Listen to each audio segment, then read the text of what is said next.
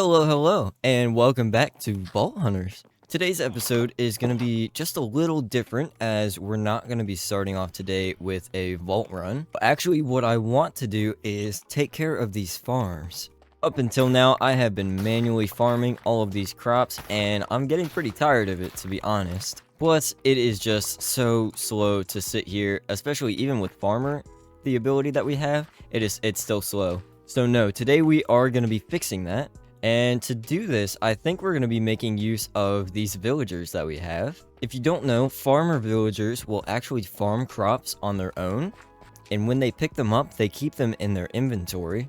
And we can take advantage of when they try to pass them off to other villagers. And all we need to do that is use a hopper minecart.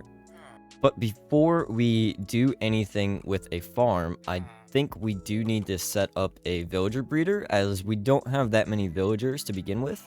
Now, for the villager breeder, we're going to be making use of a design I've been using for forever by Logical Geek Boy. I'll put a link to their channel in the description of this video. And this is super simple to set up. All we need to do is start off with a farm here.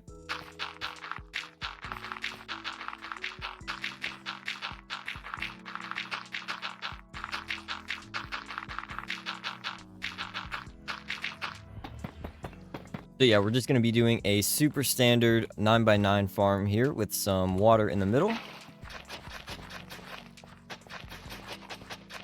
And then here on the farm, you can either plant carrots or potatoes. We're going to go with carrots here. Having a villager breeder is also going to be nice so we can get more guys to trade with, so we can get more emeralds. Here in the middle of the farm where this water is, we'll want to place a composter. And then if you want your ceiling to be 2 blocks high, we'll need a light source in the middle. I'm just going to use a redstone lamp here, only because they look pretty nice. Then we can cover up the ceiling and walls. I'm going to use glass here on the side, just so we can see inside the farm. And you know, one thing I always take for granted with Optifine is having all these glass textures connected. There we go, that looks so much better. Here inside the farm, we'll want to make sure we add some torches on the walls here. And then on the side that we want the villagers to come out of, we want to place a trapdoor both on the front block here and then one inside. This one can be kind of tricky to get. We just want to place it so that it's on the top block here. And actually, we need to move this one back 1 block too. So these should both be on the same level, and then there's a block in between. And then we can place our villagers down inside. One of them is going to turn into a farmer. We'll want to dig down 2 blocks from where this trapdoor is. And then we're going to have 6 blocks of space here. So 1, 2, 3, 4, 5, 6, just like that. And then after the 6th block, we're going to place a wall here. Then we'll want to place a water block here on this corner. And that should go all the way to the wall there. Above this wall, we're going to place a sign there. Then we'll need to create a room here. This is going to be 3 blocks wide and then 5 blocks long. Then we'll need another block of water above this sign here. This is going to have all the water flow into this back corner. And I'm going to surround this in glass too so we can see inside here. Then last but not least, we're going to need 4 beds here, which are all going to be placed along this part of the build here, right above where this water is. And we should be able to cover this actually. Yeah, since we're only going to have baby villagers coming through here, we can cover where this water is. Then we can place our beds down. And we also want to remove this 2nd block above the water, place a trapdoor right where this bed is, and then cover up these blocks here, which I'm just going to do with a couple extra bits of glass here. And I do want to make sure that nothing else gets in this farm, like that zombie, for example. So I'm just going to cover up these beds here. Make sure there's enough light in this room. And that should be the full farm finished up, actually.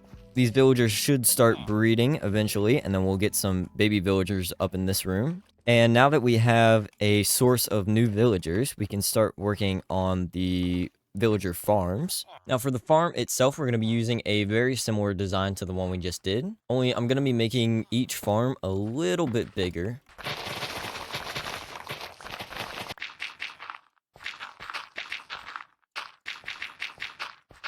Ooh, and I hear our first baby villager in there. When that guy grows up, he's gonna get pulled in by the water there, and then he'll end up in this corner.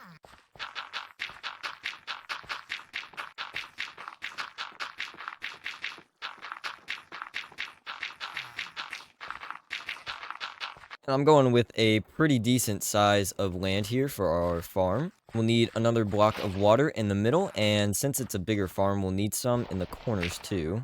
I'm thinking that if we get some in these 4 corners here, that ought to cover it.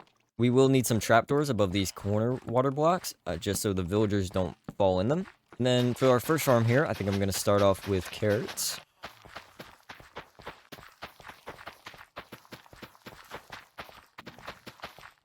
Yeah, I think we've covered all the spaces here. Then we'll once again want to cover up all the walls and everything. I'm gonna have to go find some more sand if I want enough glass for this. Gonna go back to the sand pile I was already mining before. This elytra has been a lifesaver. I do not miss having to walk everywhere. And we can just grab a little bit of sand here.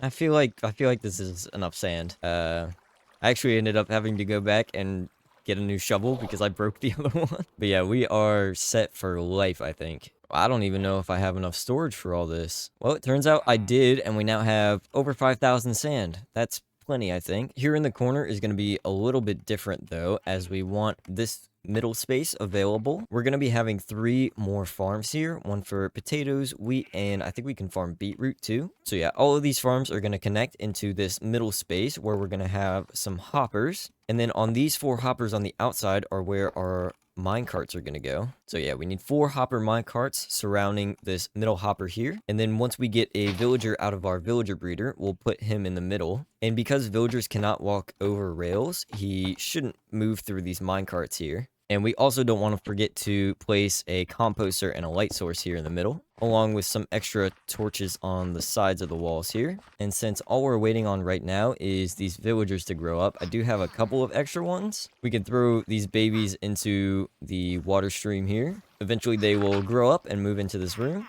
And I have this extra villager here. I'm going to place him in the middle. There we go. And he shouldn't be able to move anywhere. Also, I did find this relic that I lost yesterday. It was sitting in my pouch. I must just not have seen it because of the color of it. But this is part of a new set, the Richity relic. So we'll add that to our collection here. And this is pretty much the basis for the farm here. All we're waiting on is a villager to grow up there. And then I can also expand this to add 3 more farms. So I think I'm going to keep working on that while we're waiting. And this is just going to be like the exact same design, just copied over these 3 corners.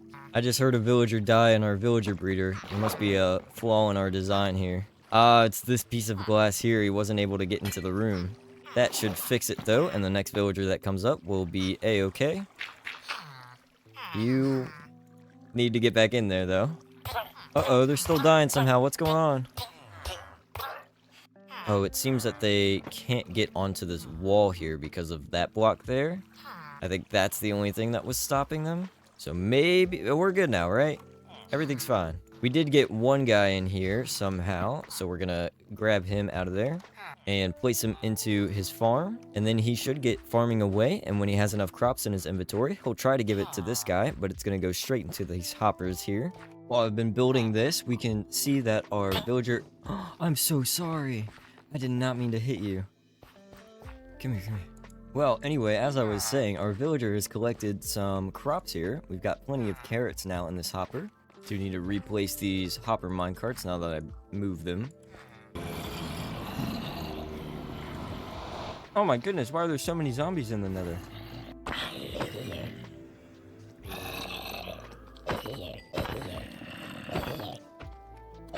Also, now that we have an elytra, we can fly around the nether much easier. I suppose we could try finding a fortress if we really wanted to, but mainly the reason I came here is to get more glowstone. Surely there's a fortress around here somewhere. Flying around the nether with this elytra is so much fun. I really want to upgrade our dash ability so we can fly more often. Oh, there's another fortress. We want to grab some blaze rods while we're here. Now, I do kind of wonder if since we have looting 3, how easy it would be to get a couple of wither skulls too. Oh, we already got one out of the 3 we just killed there.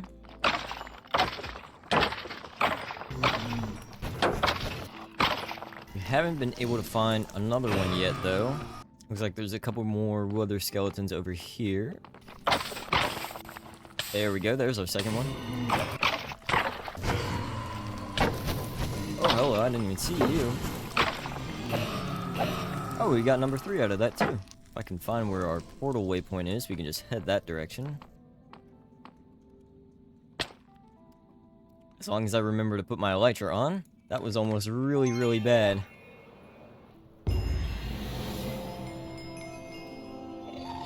Well, I just got that achievement unintentionally. Oh, that hurt. Come on, make it, make it, make it. Yes. Oh, what's happening? Why are there so many zombies out here now? What's happening? Can't go anywhere out here. Welcome back to the blaze rods and the wither skeleton skulls here in a bit. Right now, I just wanted to get the glowstone so that I can make more of these redstone lamps. And I am actually out of redstone. I may have to go look for some real quick. Well, I've gotten most of the boring building stuff out of the way. I'm just waiting on enough glass to finish up these walls right now. I also only had 1 beetroot seed on me, so I've been slowly working on farming these up and expanding them. Once we do have the walls finished up though, we can start putting our villagers in here. And then the only one we're missing here is beetroot, so I will keep farming these and come back when I'm finished with that. And we should have everything finished up here. We just need to throw our last villager down in the beetroot room. And then all of the farms should be completed here. I've got a little tunnel down here. We can go underneath and get to the chest where all of the crops are coming out. Right now, they're all going to end up in one big chest together, but we're going to solve that storage issue here later today, because we are going to be unlocking storage drawers as our next mod. Now, that does mean we need a bit more knowledge essence in order to grab that mod. So we're going to have to do a quick vault. And this may be the only one I do today, just because I want to put my focus into completing this farm real quick. And I also have 3,000 shards. Let's see if there's anything good in here. Ooh, what is this? Eye of Avarice. That is expensive. That must be good. We also have a bounty reward here. And we also have a new bounty that wants us to find 10 knowledge essence, which we're going for anyway. Might as well activate that. After doing some research, it turns out that the Eye of Avarice just makes it so that there can't be any trap chests, which I think is a crazy thing to have later down the line. So we will buy that and then keep it for later. And I think it's time to jump into a vault today. I've already got a portal set up here, so let's just jump in. Maybe. There we go. Ooh, and we've got an elixir vault. This is a new type of vault you unlock at level 10. We got a couple of these in the live stream the other day. Basically, all you have to do for these is collect enough elixir to fill up that bar up there. And the way you get elixir is from killing mobs, looting chests, and breaking ores. So you'll see every time we kill one of these mobs, they drop a whole bunch of those elixir points. Oh, I forgot I turned off auto pickup. That's not great. Fortunately, that elixir bar fills up pretty dang fast at these lower levels, so we should have no problem completing this.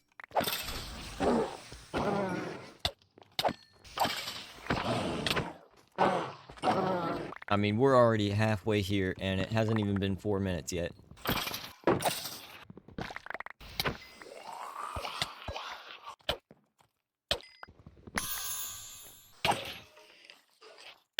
Ooh, lots of living chests here. That's going to be great for the knowledge essence.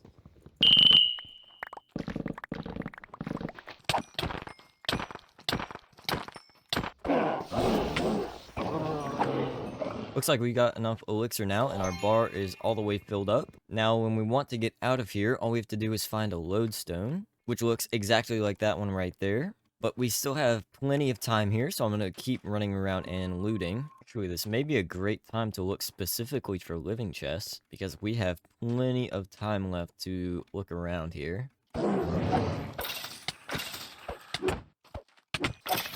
Never going to pass up a chance to get more vault ores, though. I'm going to have to cut back on the vault ores for the rest of this run, though. My pickaxe is super close to breaking. Hey, a couple living chests here. Uh-oh. That was very close. Way too close. Fortunately, in these elixir vaults, we don't really have to worry too much about where we're going. as the elixir lodestones can spawn in tons of rooms. We shouldn't have any problem trying to find one once we want to leave. A couple of living chests down here we want to grab, preferably without being poisoned. Ooh, is that an elite skeleton? I kind of want to try to kill that guy.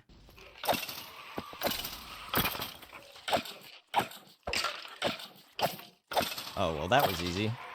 A lot easier than it probably should have been. Well, I haven't been super lucky on the living chest hunt. I'd say it's time we just bail on this. And we don't have to leave through the portal for this or anything. We just click that lodestone and it'll teleport us back. Is he gonna make it? Is he gonna make it? Oh, he made it. Oh, we got enough XP here that we're gonna level up to level 15, which gives us a new expertise point. And I kind of want to invest our expertise points into Bounty Hunter, at least for the next 3, because the third one allows us to have 2 active bounties at the same time. But the first one just changes it so that the wait period is only 30 minutes. So we should get bounties here much faster than before. As for our skill point, I'm thinking we put it into Dash, or maybe I put it into Hunter to reduce the wait time on that. Now we can open both our bounty crate and reward crate here, which gives us a bunch of new gear we can roll. What did we get here? Okay, already I can tell that this sword is way better than what we have. This bad boy has 11 attack damage plus another 5.5 attack damage on it. It also has a legendary modifier on it too. It has an extra 1500 durability. So in total, that's almost 4 times as much as this durability is on our current sword. Plus that extra attack damage, this is the sword we're going to go with. As for our boots, they're only scrappy, but they do have 8 armor instead of the current ones that we have, which have 5 total. So I may end up swapping these out too. That puts us up to 28 armor total. I am sad though, that was part of the donkey set, and we have the chest plate for that too. I think we need to give our donkey set a special armor stand, just because it's rare and it would be cool to show off the full set if we ever got it. Do we have any other pieces in here that are rare? Well, we've got the wizard set and the deer set and the shadow king set. I kind of want to build some more armor stands to show those off. Yeah, those look super cool, and it'll be cool to show off the full set if we ever get them. So with our sword here, let's see how much damage we do to our test dummy. 46, and that is almost 4 points more than the sword we were already using. I'm gonna have to move our test dummy though, because I accidentally hit the armor stands. Yeah, so 46.9 damage total with our new sword. I'm also gonna need a new pickaxe here, as our current one has already been repaired and it's running out of durability here. So might as well just go ahead and grab a new one. And we can put a couple new gems on this. I was able to fit both gilded living, and we now have a coin affinity. So now we can mine all those coins we've been avoiding in the vaults much easier. Now the real question is, do we have enough knowledge essence now to make a knowledge star? Looks like we do. And we have plenty of benetite, and we should be able to get another knowledge star here. Boom. And this is going straight into the drawers mod. Now with this mod, we're going to be able to sort out our items a little easier, specifically over in that farm now. Of course, the recipe has been changed so that it includes items from the vault. Fortunately, it's not a terribly expensive recipe. The drawer controller, however, is an expensive recipe. Not only does it require one of each gem here, all of these unique vault gems are the ones that we need to make up the pog, which hopefully we aren't missing any. Oh, we are. We haven't found any Bowmagnite. So we'll have to put a hold on the drawer controller for now. We can get the other items we need for it though. It just takes 2 drawers and then some black chromatic steel, which we haven't gotten yet. This is 8 chromatic steel around a perfect black opal. And if we need 4 of those, that means we need 32 chromatic steel total. Fortunately, we now have plenty of carbon, so getting steel is not an issue. I think we need a full stack of refined carbon here in order to make enough steel. Well, we already had some anyway, so we shouldn't need that many. And we do have enough black opals to make 4 perfect black opals. So yeah, everything we have except for the 1 Bowmagnite gem. As for the storage drawers, we can start placing these down, and then each of the items that we're getting from our farm can go in one of the storage drawers. Of course, we don't have everything here yet. And with a drawer key, we can now lock our drawers, and they will always hold that item now, even if we take everything out. And then once we get a drawer controller, we'll be able to put everything that's coming out of our farm into these chests automatically. Now, the real question is, do we want to run another vault today to try and grab one of those gems we're missing? And this looks very doable. I'd say we should try and go for it. We do have to go get some salmon, which shouldn't be hard at all. Let me find my elytra. Just need to search in a river here. Oh, so there's some right here. And looting has no effect on salmon, so we're gonna have to get each of these guys individually. Oh, and I almost forgot that we can make a vault compass here. Looks like it just takes some netherite and vault diamonds. We should have plenty of both of those. Now, all the vault compass is used for is to point back to the portal in the vault, which we got an elixir vault here, so that doesn't have much effect on us anyway. But now if we get a monolith vault, we'll be able to find our way out much easier than we were before. No more getting lost for me. We do have bonus living in this vault, which is very good, as we're looking for plenty of knowledge essence here. We do want to break open these stone piles whenever we can too, because we're looking for that gem we're missing. I'm never going to remember the name of it though. We should be able to break living chests with our pickaxe now too. So the only thing we're using our axe for is to break wooden chests. And unfortunately, I think it's going to stay that way until we hit level 20 and we're able to unlock chromatic steel pickaxes. Those are going to have more space on them, and therefore we could put more jewels on them. Plus, this pickaxe has an extra 4.9 mining speed. It is going super fast on these chests. Plus, we also now have coin infinity, and look at how much faster these get mined. That is such a big difference. There's another stone pile here. Please give us the gem we need. Oh man, I've been able to find more echo gems than I have of this elusive, unique gem. And echo gems are the rarest in the game.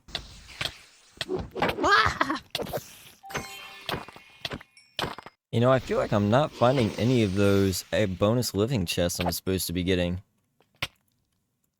I think I've only found one so far. Alright, I am on the hunt right now for these vault stone piles. I'm gonna find this gem. Maybe we can get lucky and find a gem room too. That would be incredible. Alright, this one's got it for me. I have faith. Oh, it actually did. Well, now we are just free to loot whatever we want until this vault is done. And since we have fortune, we got 4 gems out of that 1 ore, so we should be set to get a couple of storage drawers if we want. I kind of just want to run around aimlessly and see what kind of rooms we could find. Maybe we can find something really cool here. Oh lordy, that is a poison trap if I've ever seen it.